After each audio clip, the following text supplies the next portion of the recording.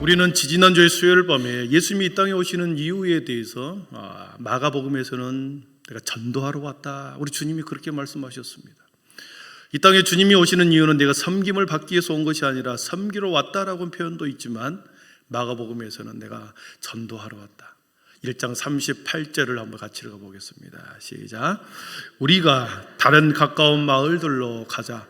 거기서도 전도하리니 내가 이를 위하여 왔노라 하시고. 아멘. 내가 이를 위하여 왔다. 내가 전도하러 왔다, 그 말이죠. 여러분, 전도는 무엇입니까? 도를 전하는 게 전도지요. 도가 뭡니까? 또 물어보면 도를 아십니까?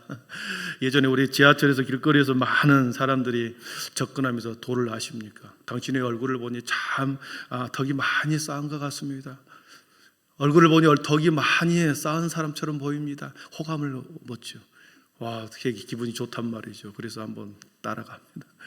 또 어떤 경우에는 당신이 지금 정반대로 덕을 쌓지 않으면 큰 화를 입을 것 같습니다. 겁을 줘서 따라오게 하는 거예요. 여러분, 자칭 옥황상제라고 적였던 조철제라고 하는 이 사람이, 강증산이라고 하는 이 사람이 쓴 태극도라고 하는 이 책을 읽고 영안이 뜨여졌다, 그렇게 말합니다. 눈이 열렸다. 계한이 열렸다. 눈이 열렸다. 그러면서 이 조철제라고 하는 사람이 태극진리회를 만듭니다. 그리고 그의 제자가 박한경이라고 하는 사람이 이 태극진리회에서 대순정경이라는 책을 만들어 가지고 그 이름을 따서 대순진리회. 도를 아십니까? 전하는 모든 사람들은 대순진리회 사람들입니다. 이들의 중심 사상은 3대 요체, 4대 강령을 만들어서 포교를 합니다. 윤리, 도덕, 인간개조, 정신개벽을 강조합니다. 인본주의죠. 정신개조, 정신개벽, 인간개조, 사람을 개조하고 정신을 개조한다는 겁니다. 철저히 혼의 영역, 영적인 일이 아니라 몸과 혼의 영역, 인본주의와 인간 정신을 개조하는 수련을 중심으로 합니다.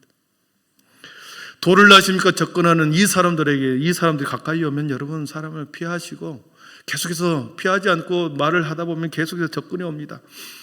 피하시면서 저는 예수님의 도를 믿는 사람입니다, 이렇게 전하고 헤어지는 게 맞습니다. 한자로 이 도라는 단어를 찾아봤더니 여러 가지 뜻이 있습니다.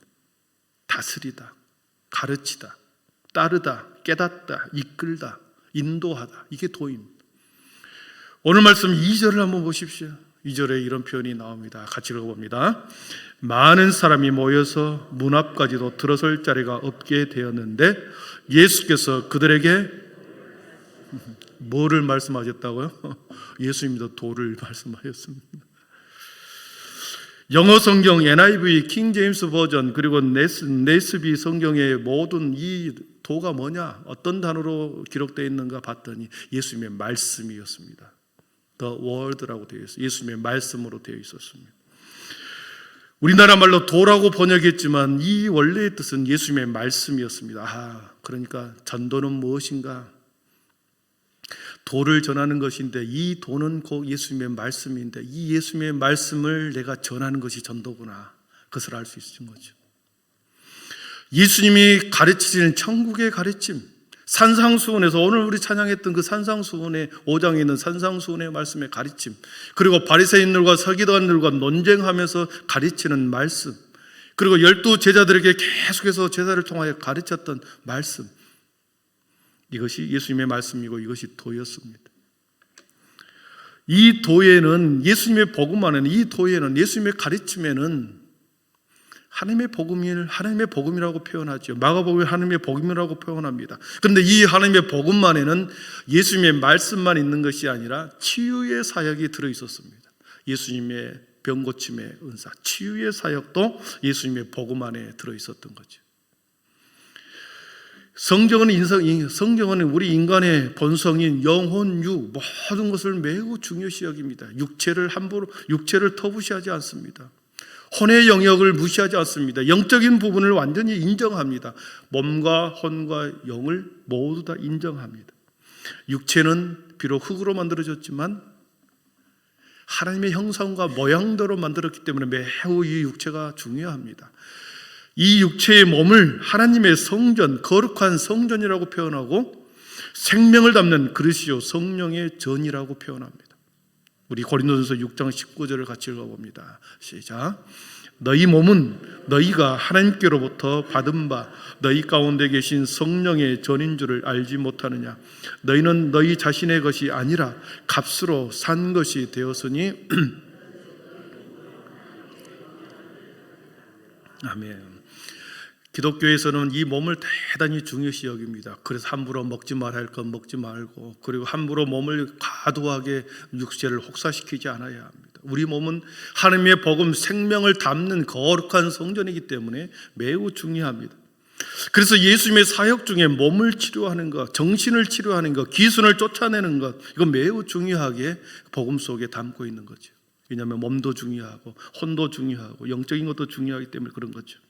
그래서 1장부터 마가복음에서는 베드로의 장모를 치료하는 것에서부터 나옵니다. 장모님이 열병에 걸린 것을 치료해 주지요.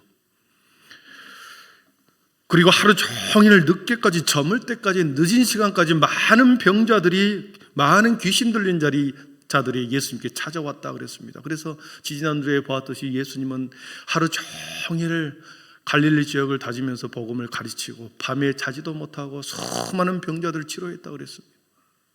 그리고 새벽 일찍 일어나 한적한 곳으로 나가 새벽 기도를 하셨던 것을 지지난주에 보았습니다. 1장 40절에 보니까 나병 환자를 또한 치료를 합니다. 우리 같이 읽어봅니다. 한 나병 환자가 예수께 와서 꿇어 엎드려 간구하여 이르되 원하시면 저를 깨끗하게 할 수 있나이다. 예수께서 불쌍히 여기사 손을 내밀어 그에게 대시며 이르시되 내가 원하느니 깨끗함을 받으라 하시니 곧 나병이 나오니라. 아멘.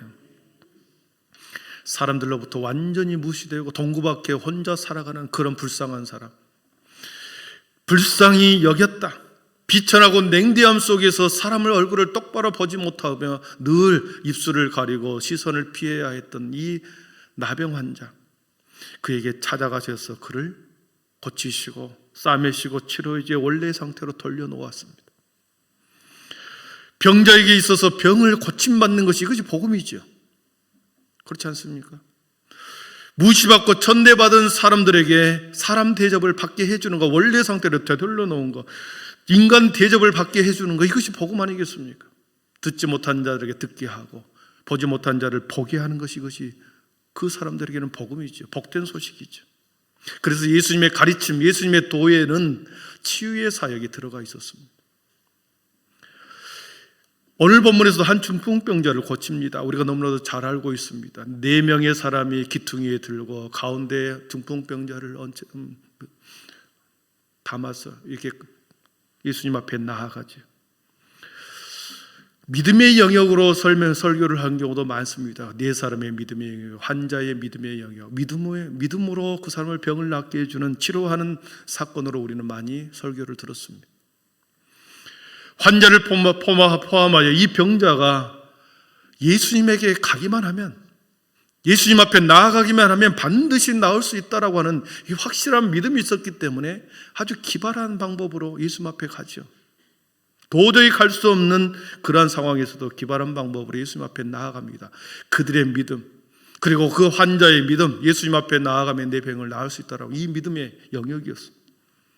사랑하는 성도 여러분, 필요는 발명을 낳고 믿음은 기적을 낳습니다. 믿음의 눈으로 보면 불가능한 것이 하나도 없습니다.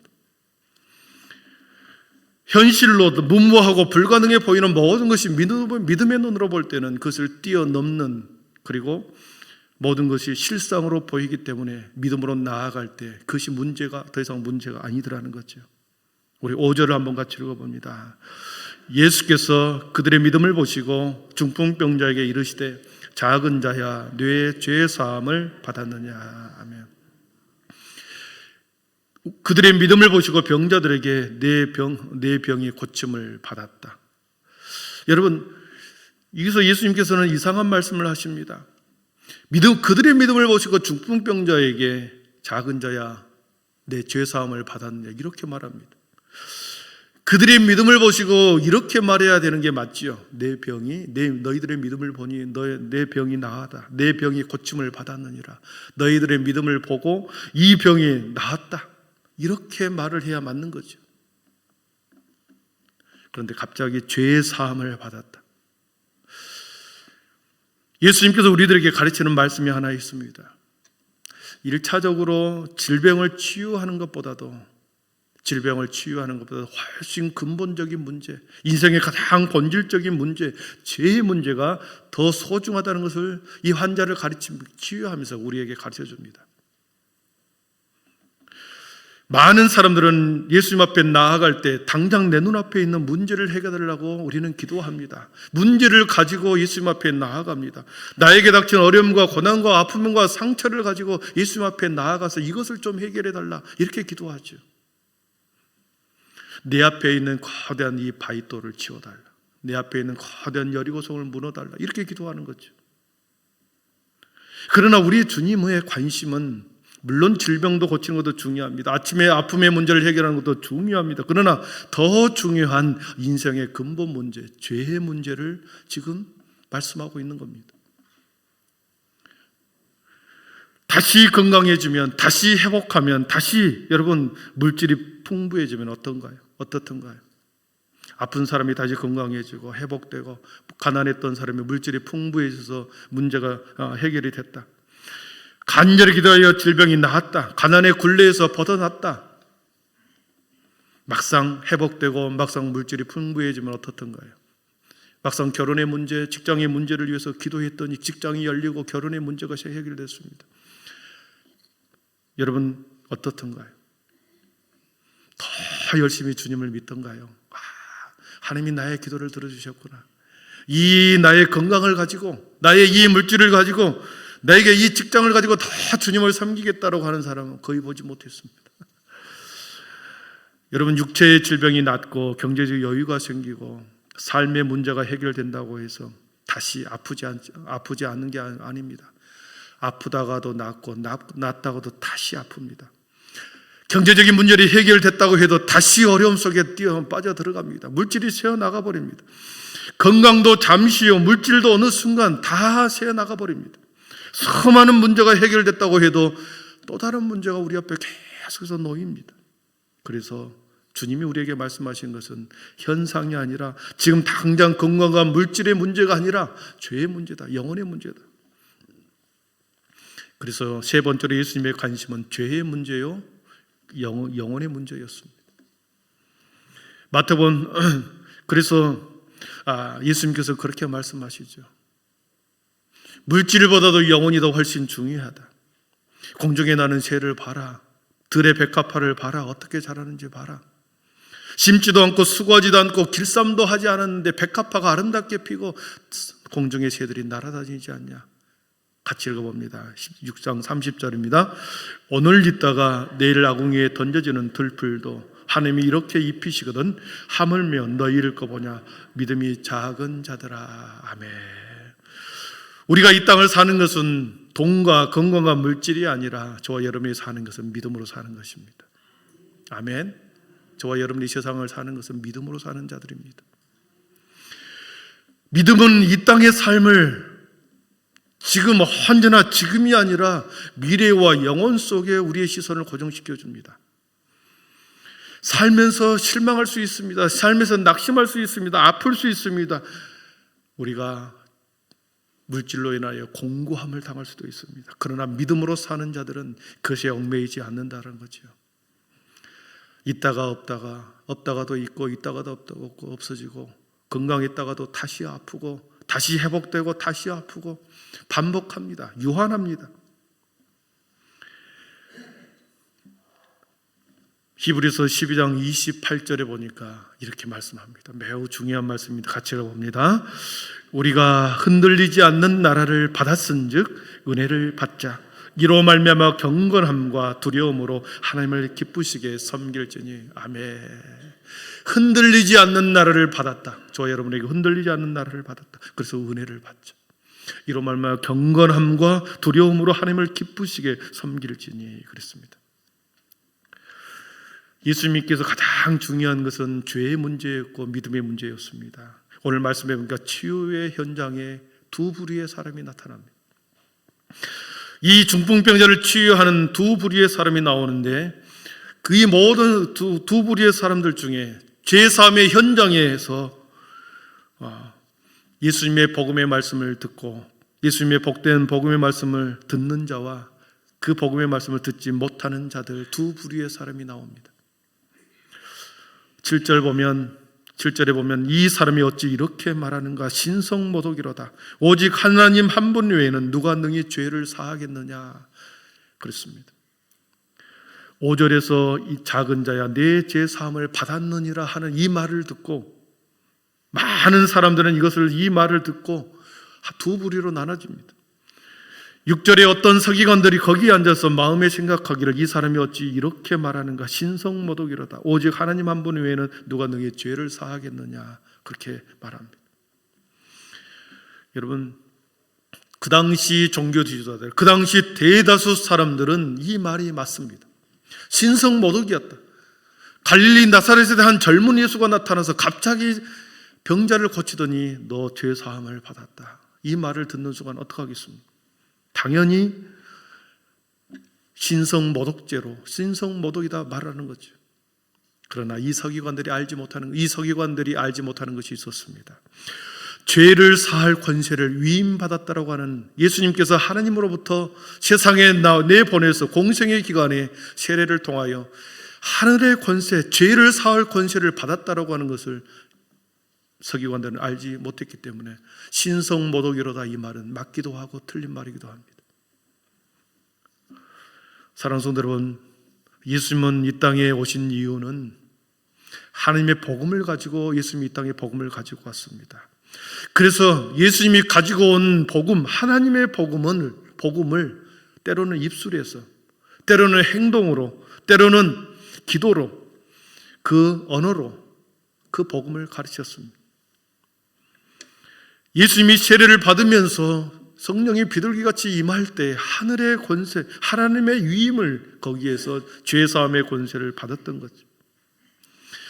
그래서 그 주님께서 가지고 온 이 복음 안에는 죄사함의 권세, 모든 인류를 죄에서 자유케 하는 권세를 부여받았던 것입니다. 그래서 예수님의 진정한 사역은 죄사함을 하기 위해서 이 땅에 오신 것이죠. 죄사함을 받는 권세, 그리고 그 서기관들에게 이렇게 묻습니다. 우리 9절을 한번 같이 읽어봅니다. 9절입니다. 중풍병자에게 내 죄사함을 받았느니라 하는 말과 일어나 내 상을 가지고 걸어가라 하는 말 중에서 어느 것이 쉽겠느냐. 아멘. 서기관 몇 명이 이렇게 와서 예수님의 그 모습을 봅니다. 그리고 신성모독이라고 거기서 고함을 칩니다. 그랬을 때 예수님께서 죄사함을 받았느니라 그러면서 하는 말과 내 상을 가지고 걸어가라 하는 말 중에 두 말 중에 어느 것이 쉽겠냐 이렇게 물어보죠. 여러분, 어느 것이 쉽겠습니까? 죄사함을 받는, 영적으로 보면 죄사함을 받았다라고 하는 말이 훨씬 어려운 거죠. 그러나 육적으로 눈으로 보면 어떻습니까? 너 죄사함을 받았다? 그러면 이것은 내적인 마음이죠. 우리 내 속에 내면에 일어나는 일이기 때문에 죄를 사함 받았는지 안 받았는지 드러낼 방법이었습니다. 너 죄사함 받았다? 이렇게 말하면 내면으로 우리가 이 겉으로 증명할 길이 없습니다. 그러나 일어나 내 상을 가지고 일어나 걸어가라. 이것은 어떻습니까? 병이 고쳐져야 되는 거죠. 병이 고쳐져야 그 자리에서 병이 고쳐져야 자기를 들고 왔던 그 침상을 들고 두 손으로 들고 그 상을 들고 가겠죠. 일어나서 가겠죠. 그래서 육적인 눈으로 보면 병을 고치는 것이 훨씬 어려운 거죠. 왜냐하면 직접 눈으로 보여주는 것, 직접 눈으로 고쳐주는 것이 훨씬 어렵죠. 서기관들은 영적인 눈이 뜨여지지 않았기 때문에 죄 사함을 받았느니라 하는 말을 이해할 수가 없었습니다. 오히려 신성모독이라고 그랬습니다. 그래서 주님께서 내가 죄 사함의 권세가 있는 줄을 내가 너희 눈으로 보여주겠다. 그러면서 병자에게 너를 들고 온 침상을 들고 걸어가라. 눈으로 병을 고쳐주는 것을 보여줍니다. 병을 고쳐주는 그 상황을 보면서 우리가 12절에 보니까 이렇게 고백합니다. 우리 12절을 한번 같이 읽어봅니다. 그가 일어나 곧 상을 가지고 모든 사람 앞에서 나가거늘 그들이 다 놀라 하나님께 영광을 돌리며 이르되 우리가 이런 일을 도무지 보지 못하였다 하더라 하며 또 다른 한 무리가 나옵니다. 서기관들의 무리가 나왔고 이 오늘 다 놀라 하나님께 영광을 돌리는 무리가 나옵니다. 여러분, 예수님께서 이 땅에 병 고치러 오셨을까요? 복음 안에는 병 고치는 역사가 있습니다. 그러나 예수님은 병을 고치러 이 땅에 오신 것이 결코 아닙니다. 다만 병을 고쳐주신 이유는 이 병 고침의 이적과 기적을 통하여 자신을 믿게 하기 위한 방편으로 기적을 보여준 것이죠. 요한복음 14장 11절에 그렇습니다. 내가 아버지 안에 거하고 아버지께서 내 안에 계심을 믿으라. 그렇지 못하겠거든 행하는 그 일로 말미암아 나를 믿으라 그랬습니다. 기적과 병을 고쳐주는 이유는 예수님을 믿게 하기 위한 방편이었습니다. 수많은 기적과 이적을 통하여 그 행하는 일로 나를 믿어라. 예수님은 믿음을 주기 위해서 기적을 베푸셨던 것입니다. 그래서 우리의 신앙의 본질은 믿음에 있습니다. 여러분, 똑같은 기적의 현장에서 예수님을 믿음의 눈으로 보았던 사람들이 있는가 하면 그래서 하나님 앞에 영광을 돌린 사람이 있는가 하면 그 치유의 현장에서 서기관들처럼 신성모독이라고 외치면서 예수님을 책잡기 위해 사역 초기부터 요주의 인물로 감시하는 사람들로 변해버립니다. 예수님을 계속 고소하기 위하여 바리새인들과 서기관들은 예수님을 책잡기 위해서 신성모독이라는 죄를 가지고 예수님을 책잡기 위해서 계속 요주의 인물로 감시하는 자들로 변해버립니다. 한 장소 안에서 하나님의 복음을 들었습니다. 한 장소 안에 기적을 체험했습니다. 어떤 사람은 다 놀라 하나님께 영광을 돌리는 사람이 있는가 하면은 한 사람은 계속해서 예수님을 책잡기 위하여 감시하는 자들로 남아버렸습니다. 똑같습니다. 복음의 말씀을 듣고 똑같이 기적의 현장에서 믿지 못하는 서기관들이 있었던가 하면 우리 공동체 안에서도 그렇습니다. 예배를 같이 드립니다. 공동체 안에서 같이 찬양하고 같이 기도하고 같은 장소에 앉아 있습니다. 혹시나 내가 이 믿지 못한 서기관들을 보면서 내 눈에 불신의 눈과 마음이 있지 않는가? 이방인처럼 다 찬양을 열심히 하고 은혜를 받는데 혹시 내 마음속에 꺼리낌이 있지 않는가? 서기관들처럼 그렇게 사랑하는 성도 여러분, 오직 믿음이 우리를 살리십니다. 믿음이 우리를 주님께 이끌어가고 믿음이 우리를 천국문으로 인도하기에 오늘도 여러분 오늘의 내 눈이 저와 여러분의 눈이 신성모독을 보지 않고 모두가 놀라서 하나님께 영광을 돌리는 자의 믿음 되기를 축원합니다. 하나님께 영광을 돌리는 믿음의 하나님의 사람, 믿음으로 사는 그 영광을 돌리는 믿음의 사람이 되기를 축원합니다. 기도하겠습니다.